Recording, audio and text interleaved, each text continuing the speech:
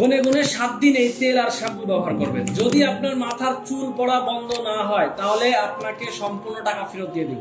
আমরা অনেক সময় আমাদের মাথার চুল 20টা 30টা 40টা 60টা 100টা পড়তেছে, এটাকে অনেকে স্বাভাবিক মনে করি। আসলে এটা স্বাভাবিক কোনো বিষয় না।